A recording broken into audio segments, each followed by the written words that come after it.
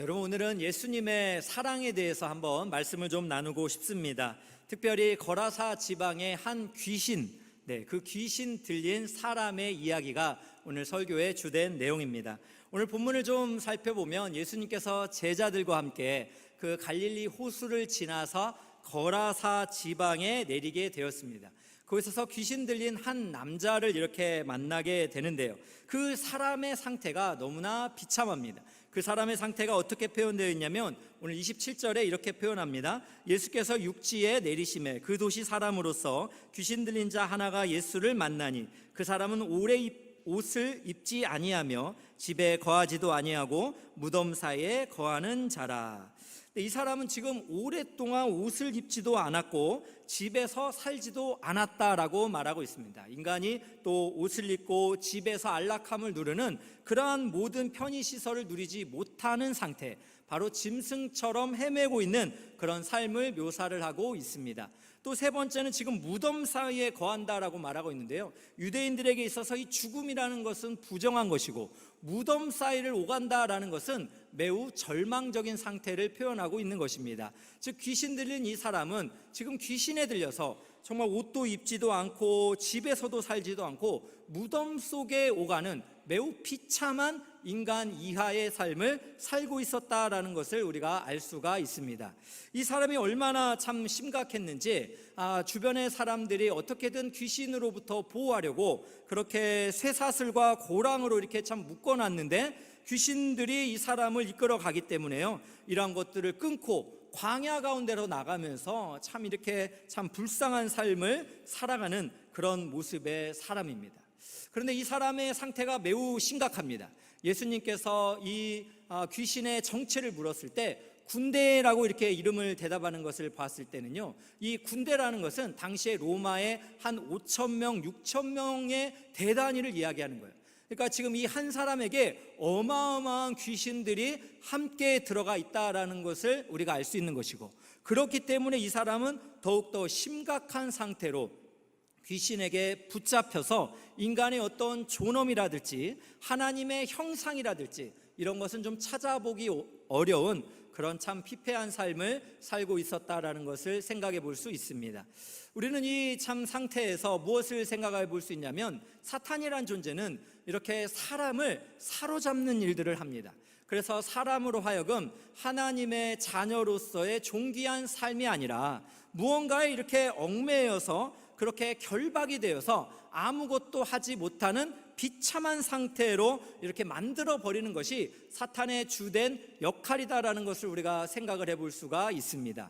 그래서 여러분, 이전에 팀 켈러 목사님이 쓰신 자유라는 책에 보면 여러분 세계적인 스타 마돈나를 아시겠는데요, 이 마돈나라는 여성이 그가 어떤 잡지와의 인터뷰에서 했던 내용에서 이 사탄이 우리 인간을 얼마나 괴롭히고 우리를 어떻게 그렇게 붙잡고 있는지를 생각해 볼 수가 있습니다. 마돈나 인터뷰를 한번 여러분 제가 읽어드릴 테니까 생각을 해보세요. 제 삶의 동력은 평범에 대한 두려움으로부터 와요. 이 두려움이 항상 저를 몰아가기 때문이죠. 주문을 걸듯이 이 두려움으로 제 자신을 들볶으면 이내 특별한 인간으로 드러나곤 해요. 하지만 금방 다른 무엇을 하지 않으면 다시 평범하고 시시한 사람으로 느껴지죠. 이미 유명인이 되었지만 여전히 제가 특별한 사람이라는 것을 증명하고 확인해야 해요. 그래야 직성이 풀려요. 이제 제 몸부림은 지금도 계속되고 있어요. 아니, 끝이 없을 거예요. 여러분이 마돈나라는 여성이 참 이미 세계적인 스타이고 또 유명 연예인이지만, 그러나 이 안에는 평범에 대한 그런 두려움이 있었다라는 것입니다. 그래서 그녀는 이 두려움이 항상 강박이 되어서 자신을 주문을 걸듯이 자신을 들볶아야 자신이 특별한 인간으로 드러날 수 있다라는 거죠. 그렇지 않으면 내가 다시 평범하고 시시한 인간이 될까봐 그는 이미 유명인임에도 불구하고 계속해서 이렇게 이렇게 붙잡힌 인생을 살 수밖에 없었다라는 것입니다. 그녀의 몸부림은 지금도 계속되고 있다라고 표현하고 있죠. 이렇게 몸부림을 쳐야 직성이 풀린다라고 이야기를 하니까, 여러분, 이 여성이 많은 사람에게 부러움의 대상이었지만 그의 영혼은 너무나도 참 갇혀 있고 붙잡혀 있는 그런 안타까운 상태였다라는 것을 생각해 보게 됩니다. 여러분, 이처럼 이 마돈나라는 여성뿐만 아니라 이렇게 참 삶을 살아가는 우리도 무언가에 이렇게 붙잡혀 있을 때가 많습니다. 사탄은 우리를 사로잡는 역할을 하기 때문에 우리도 때로는 이 땅에 살면서 무언가 이렇게 사로잡혀서 빠져나오지 못하는 길들이 너무나 많은지 모르겠어요. 그래서 때로는 어떤 분은 재정에 이렇게 사로잡혀서 그 재정에 대한 문제 때문에 날마다 염려하고 근심하며 살아갑니다. 어떤 분은 권력에 대해서, 또 어떤 분은 너무나 아픈 상처에 함몰이 되다 보니까 그것을 뚫고 나오지 못하는 그런 아픔들이 얼마나 많은지 모르겠습니다. 어떠한 문제가 너무나 자신에게 크게 느껴져서 그것에 이렇게 함몰되다 보니까 영적으로 참 이렇게 이것을 뚫고 나갈 힘도 없고, 또 자신의 삶에 이미 하나님께서 행복으로 많이 준 것을 감사하며 살지 못하는 연약함의 모습이 바로 사탄이 우리 마음을 흔들고 있는 집요한 공격이라는 것을 우리가 좀 생각을 해볼 필요가 있다는 것입니다. 여기서 여러분, 우리가 정말 문제로 생각해야 되는 것은 우리 안에 정말 직면하고 있는 여러 가지 다양한 문제가 아니라 이 문제 안에서 하나님을 의지하면서 돌파하며 나오지 못하는 내 자신의 연약함, 사단에게 붙잡혀 있는 내 자신이 문제라는 것을 우리가 영적으로 직면할 필요가 있다라는 것입니다.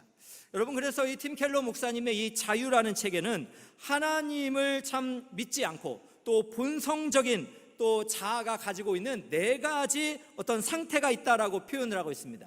그 상태는 무엇이냐면, 첫째는 공허함이고요, 두 번째는 고통 속에 있는 것이고, 세 번째는 분주함이고, 네 번째는 나약함이다라고 이렇게 이야기를 하고 있습니다.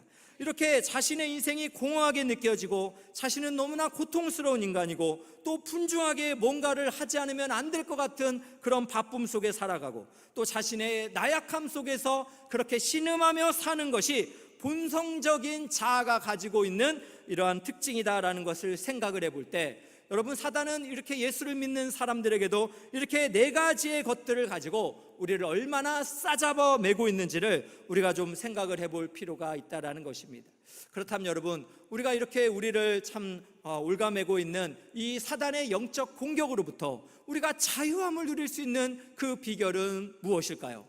오늘 말씀에서는 이제 귀신 들린 사람, 즉 그 안에 있는 귀신들이 예수님에게 그렇게 간청을 합니다. 예수님이 지극히 높은 하나님의 아들이라는 것을 믿기 때문에 그 영적인 권세 아래서 자신들을 무적행이죠, 귀신들의 감옥에 넣지 말고 저 돼지떼에 넣어달라고 그렇게 간청을 합니다.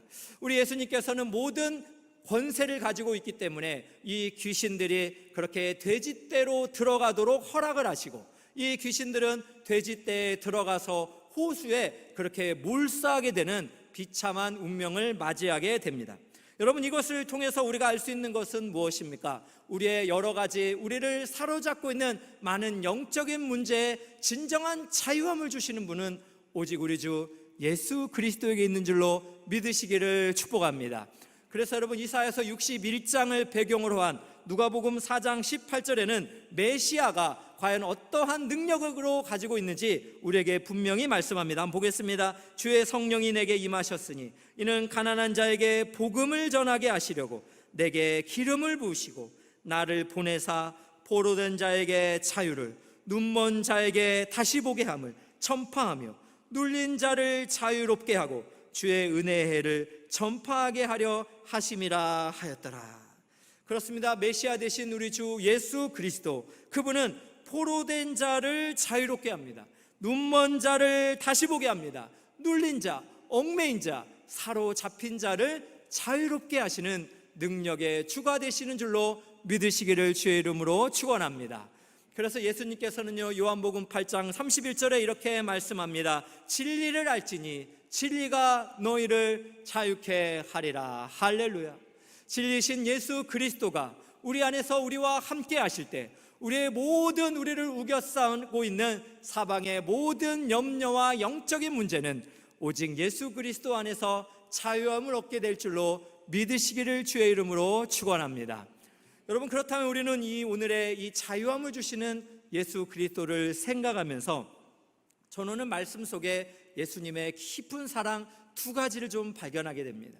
그 깊은 사랑을 우리가 한번 묵상을 해보고 우리도 그 사랑을 좀 실천하는 삶을 살았으면 좋겠는데요. 그 첫 번째는 무엇이냐면 바로 자기 희생적인 사랑이다라는 것입니다. 여러분, 예수님은 어떤 분이십니까? 귀신 들린 사람이 예수를 보고 이렇게 말하고 있습니다. 28절입니다. 예수를 보고 부르짖으며 그 앞에 엎드려 큰 소리로 불러 이르시되 지극히 높으신 하나님의 아들 예수여. 지극히 높으신, 이 만유에서 가장 높은 권세를 가지신 하나님의 아들 예수 그리스도를 그렇게 표현하고 있는 것입니다. 이렇게 우리 주님은 큰 권세와 주권을 가지고 계시는데 우리 주님께서는 이 참 광야 가운데 그렇게 광인으로 살아가는 이 한 사람을 그렇게 끝까지 사랑하시고 그를 그렇게 함께 하시는 것을 우리가 볼 수가 있습니다. 그것을 바라볼 수 있는 내용들이 오늘 본문에 말씀드려 있는데요. 왜 그러냐면 이렇게 지극히 높으신 하나님의 아들 예수님께서 지금 거라사 지방에 있는 이 광인에게 찾아왔다라는 것입니다. 여러분, 거라사 지방은 이방 땅입니다. 당시에 유대인들은 이방 땅은 부정하게 여겼습니다. 그런데 예수님께서 이 이방 땅까지 찾아와서 거라사 지방에 귀신 들린 이 비참한 한 사람에게 관심을 가지셨다라는 부분에서 우리는 예수님의 사랑을 느낄 수가 있습니다. 그런데 예수님이 이곳에 오실까는요 쉽지는 않았어요. 누가복음 8장 앞 문맥을 보면 풍랑을 만나서 갈릴리 호수에서 그렇게 목숨이 위태위태한 제자들의 모습이 나옵니다. 예수님께서는 제자들과 함께 이 풍랑 가운데서 이렇게 호수를 그렇게 위태위태한 환경을 뚫고 누구를 만나러 왔다고요? 거라사 지방의 이 귀신 들린 한 사람을 찾아왔다라는 것입니다. 또 여러분, 예수님께서는요 이 한 사람을 살리기 위해서 그 안에 있던 군대라는 귀신들을 돼지떼에다가 다 보내십니다. 여러분, 생각을 해보십시오. 재물보다 지금 한 영혼을 귀하게 여기시는 예수님의 사랑을 발견할 수가 있습니다. 여러분, 대조적으로 그 돼지떼를 치던 사람들과 거라사 지방의 사람들은 예수를 향하여서 그렇게 두려워하고 원망하고 떠나가기를 원합니다. 그 내용이 오늘 말씀 37절입니다. 보겠습니다. 거라사인의 땅 근방 모든 백성이 크게 두려워하여 예수께 떠나가시기를 구하더라라고 말씀하고 있습니다. 여러분, 잘 생각해 보세요. 예수님은 한 영혼을 어떠한 재물보다 더 귀하게 여기고 사랑하셨는데 여러분, 사람들은 어떻게 하고 있습니까? 지금 한 영혼이 회복되는 것보다는 정작 내 앞에 있는 눈앞의 이익, 내가 가지고 있는 재물에 큰 피해를 볼까 봐 영혼을 회복시키시는 예수님이 떠나가기를 그렇게 거부하며 원하고 있다라는 것입니다. 여러분, 이것을 생각을 해볼 때 예수님의 이 사랑은 정말 자기 희생적인 사랑입니다. 자신이 그렇게 한 사람을 구원하면서 돼지떼 주인들과 지방 사람들에게 원망의 소리를 억울하게 다 들을지라도 이 한 영혼을 사랑하시고 그 영혼을 회복시키시는 예수님의 깊은 사랑을 우리가 발견할 수가 있는 것입니다. 여러분, 이 사랑을 우리가 받은 사람들, 이 사랑이 우리 안에 숨쉬고 있습니다. 저는 이 사랑을 깊이 있게 묵상을 하면서 최근에 제가 읽은 책이 있습니다. 엄마의 일기가 하늘에 닿으면이라는 이화정 목사님의 책인데요, 이 책에 나오는 주인공 오순심 어머니라는 이분이 예수님의 사랑하는 데서 자녀를 어떻게 키웠는지를 이렇게 말씀하시면서 제가 큰 감동을 받았습니다. 책 내용을 좀 소개를 하면 이 오순심 어머님은 1945년도 전라남도 신안군의 이렇게 한 작은 섬에서 태어났습니다. 그래서 24살에 결혼을 하고 또 그는 이렇게 섬마을에 살다가 목포를 살다가 평택을 살다가 서울에서 이 주인공 이화정 이 귀한 자녀를 얻게 되고 그리고 동두천에 갔다가 다시 신안섬으로 들어와서 김양식, 염전 그리고 논과 밭에서 짐승처럼 일을 해야 했다고 합니다. 그러다가 하나님의 은혜로 집에서 한 1시간쯤 걸리는 교회를 알게 되었고 정말 너무나 가난한 환경이었지만 교회에 가서 하나님을 예배하는 것이 너무나 감사가 되었고 또 자신의 또 사랑하는 가정 또 특별히 이화정 목사님이 나중에 되시는데 이 목사님을 위한 기도로 그렇게 하나님께 삶을 살아갈 수가 있었습니다. 나중에 목사님께서 이 어머님의 기도를 발견을 하게 되는데요. 이 일기장이 바로 기도인데, 이 일기장은 어머니가 1990년대부터 2020년까지 무려 30년 동안 1950일 매일 밤 써내려간 38권의 일기장을 토대로 쓴 책입니다. 여러분 지금 뭐라고 말했죠? 지금 30년 동안 1950일 동안 매일 밤 써서 내려간 38권의 일기장, 이거를 이화정 목사님이 발견을 하면서 이렇게 참 책으로 이렇게 참 출간을 하게 되었는데요. 그 일기장에는요, 하나님 없으면 살 희망이 없다, 이런 내용이 담겨 있는 이 어머님의 참 기도문이 대부분이라고 이야기를 합니다. 그 기도문은 이런 부분들이 있습니다. 제가 감동이 돼서 한번 읽어드리면, 하나님, 우리 아들 이 전도사가 목사 안수 받을 때까지만이라도 제가 더 생명 연장할 수 있게 간구드립니다. 우리 이 전도사 사진을 보니 제 생각에 저 없으면 어느 누가 기도해 줄까 생각하니 너무도 안타깝고 마음이 아픕니다. 주님, 제 생각을 아시오니 인도하여 주세요. 이런 기도의 내용들이 일기장에 그렇게 38권으로 기록이 되어 있다는 것입니다. 목사님께서는 하나님의 은혜로 독일에서 유학을 하시고 또 담임 목사가 되셔서 되돌아보니 이 어머니의 기도가, 일기장에 정말 기록되어 있는 이 기도가 하나님의 은혜로 자신에게 모두 이루어졌구나라는 것을 깨달으면서 어머님 안에 있는 예수님의 깊은 사랑을 그렇게 경험할 수 있게 되었다라고 이야기를 하고 있습니다. 그러면서 이 목사님께서 일기장을 읽으면서 특이한 거를 하나 발견을 하는데요. 1997년에 일기 중간에서 무엇을 발견을 하냐면, 상상도 못할 가족의 이야기를 하나 발견을 하게 됩니다. 그것은 자신에 대한 출생에 대한 기록은 있는데, 어머니께서 임신을 했다든지 입덧을 했다든지 뭔가 참 통증이 있었다든지 자신을 출산했다라는 그런 내용이 전혀 없었다라는 것이요. 그래서 의문을 가지고 있는 가운데서 어머님과 전화통화를 하게 되었다고 합니다. 그런데 요양병원에 계신 어머니께서 이렇게 말씀하십니다. 아들아, 이제 말을 해줘야 되겠다. 사실은 네가 성북구 보문동 다리 밑에 누군가가 너를 버리려고 하던 것을 내가 나 달라고 해서 너를 데려와서 너를 키웠었다라고 이렇게 이야기를 합니다. 정말로 내 아들로 생각하고 지금까지 내 아빠랑 키웠었다라고 이렇게 이야기를 했습니다. 이 목사님은 너무도 깜짝 놀랐습니다. 일기장을 바라보고 또 어머님의 이야기를 들으면서 한 번 더 확인하고 싶어서 올해 2월에 이제 어머니가 소천하시고 올해 2월에 삼촌에게 물어봤다고 합니다. 그때 삼촌이 말씀을 하십니다. 너희 엄마와 아빠 그리고 나도 너를 정말 친자식처럼 키웠단다. 특히 엄마는 너를 진심으로 사랑했다라고 이렇게 이야기를 했습니다.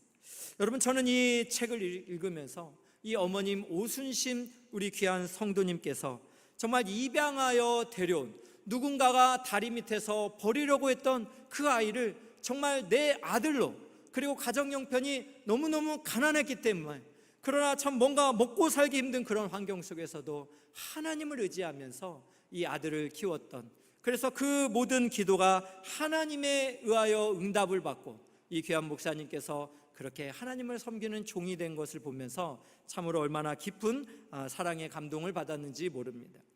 오늘 예배하는 귀한 성도님들도 예수님의 사랑으로 충만하신 줄로 믿습니다. 예수님께서 우리에게 행하신, 거라사 광인에게 행하신 그 희생적인 사랑을 우리도 그렇게 함께 받았기 때문에 우리도 우리 가정을 위해서 또 누군가를 위해서 그런 희생적인 사랑을 실천하며 살기를 진심으로 축복합니다. 그런데 사실 여러분, 이 희생적 사랑을 섬긴다는 것은 여러분 결코 쉬운 것은 아닌 것 같습니다. 제가 이렇게 그게 어려운 이유는 무엇인가 생각을 해보니까요, 우리의 자존심 때문에 그렇습니다.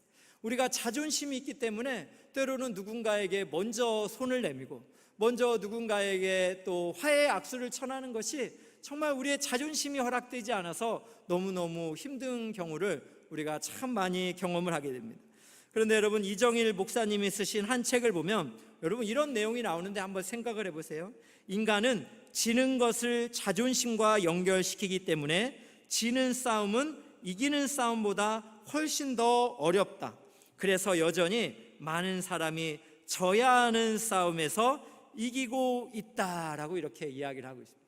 여러분, 우리가 참 지는 것을 자존심과 연결을 하다 보니까 우리가 져야 할 때는 정말 져야 되는데, 져야 할 때 이기려 하다 보니까 여러분, 우리의 관계도 여러분 그렇게 잘 회복하기가 어려운 것이 아닐까라는 생각이 들었습니다.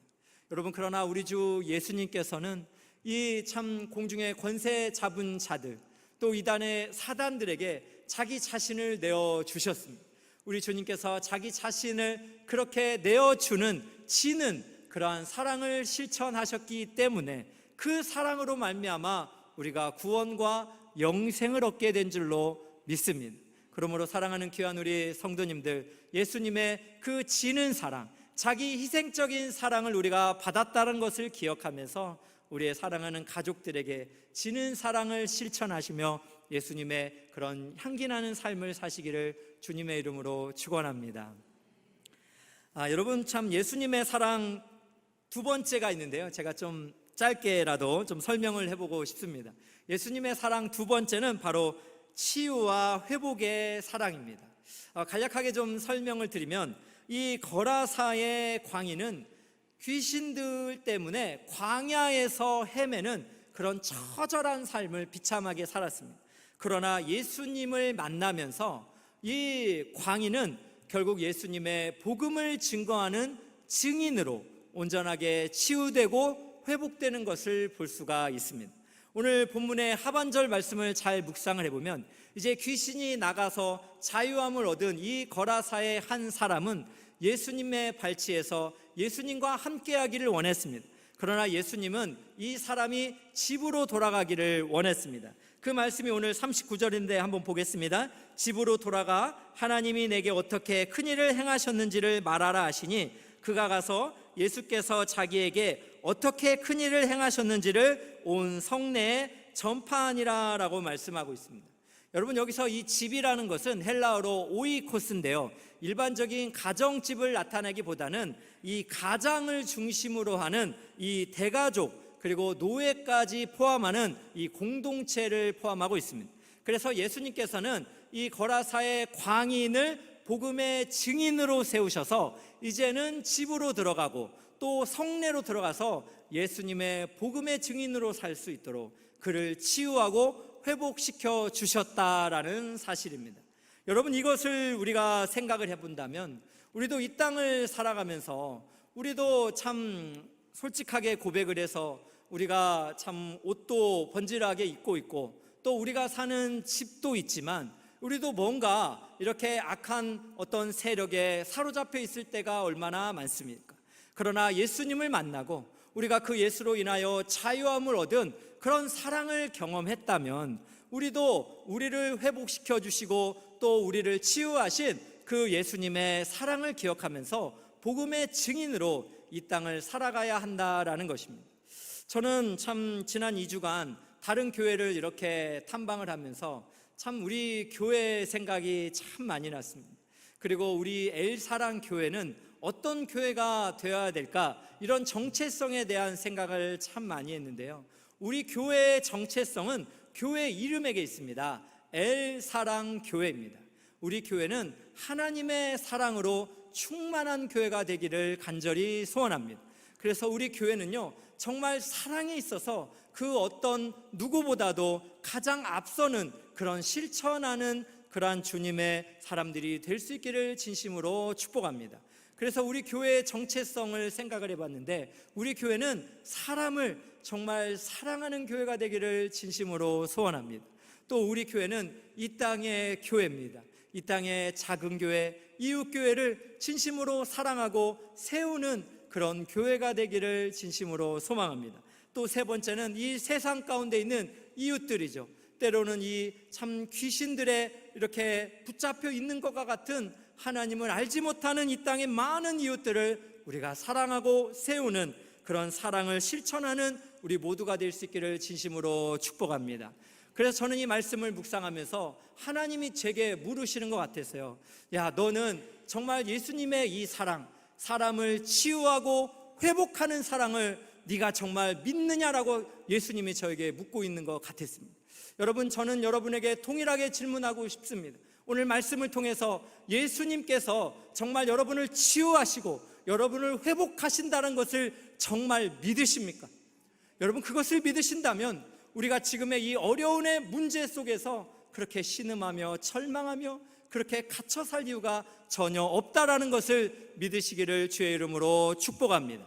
또한 여러분, 이것을 믿으신다면 여러분, 우리의 가정을 통해서 또 이웃을 통해서 여전히 이렇게 참 감옥과 같이 붙잡혀 있는 사람들에게도 우리 예수님께서 그를 치유하시고 그를 회복시키실 것을 여러분 믿으시기를 진심으로 축복합니다. 여러분, 사람은 잘 안 변한다고 말합니다. 그래서 때로는 우리가 상한 마음도 들기도 합니다. 믿었다가 또 아프기도 합니다. 그러나 여러분, 예수님께서 만나주시면 치유와 회복이 있다는 것을 믿으면서 우리 엘사랑교회 성도님들은 다시 한번 더 사랑해주고 다시 한번 더 기회를 주고 다시 한번 기다려줄 수 있는 예수의 온전한 사랑을 실천할 수 있기를 주님의 이름으로 축복합니다. 그래서 저는 우리 엘사랑교회가 오늘 예수님께서 우리에게 말씀하신 요한복음 13장 34절에서 35절 우리 한번 같이 보도록 하겠습니다. 새 계명을 너희에게 주노니 서로 사랑하라. 내가 너희를 사랑한 것 같이 너희도 서로 사랑하라. 너희가 서로 사랑하면 이로써 모든 사람이 너희가 내 제자인 줄 알리라. 우리가 진리를 사수하면서 이 사랑을 놓쳐서 책망받는 에베소 교회가 되지 말고 진리와 사랑을 함께 붙드는 복음적 사랑을 실천하는 여러분 모두가 되시기를 주의 이름으로 축복합니다.